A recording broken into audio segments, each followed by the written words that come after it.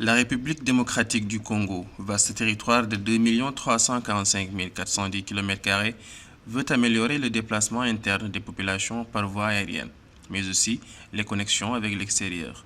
En plus des initiatives entreprises pour lancer Air Congo avec Ethiopian Airlines, les pouvoirs publics œuvrent aussi à exécuter les partenariats entrepris avec les compagnies aériennes internationales, à l'instar de Qatar Airways qui bénéficie d'un droit de trafic en RDC.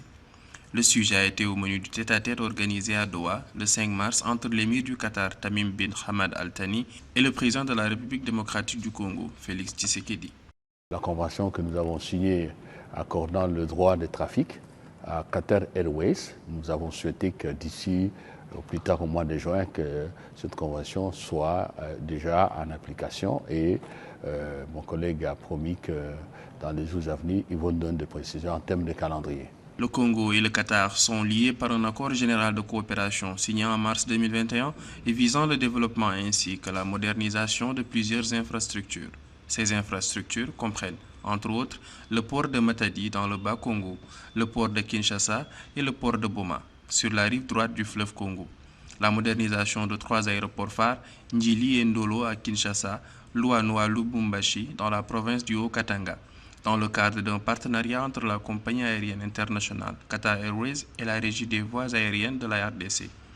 L'ambassadeur de la RDC au Qatar, Valérie Lusamba Kabeya, première à ce poste dans cet émirat, œuvre à tirer le meilleur de la coopération. Le Qatar, puissance gazière, possède l'un des PIB les plus importants au monde. Il était évalué en 2022 à 237 milliards de dollars. Nous avons ouvert nos portes il y a de cela un peu plus d'une année. Et c'est vraiment un honneur de recevoir le président de la République dans nos murs, ainsi que d'inaugurer, si vous voulez, la première maison du Congo ici au Qatar.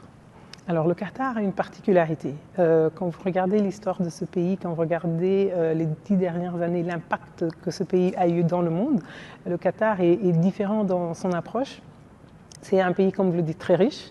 Et ils ont un sens de valeur qu'ils portent très haut et qu'ils continuent à porter de manière très diplomate et très pacifique, je dirais. Et donc, c'est certainement une plus-value que, bon, pas seulement nous, le Congo, mais tous les pays profitent d'une manière ou d'une autre.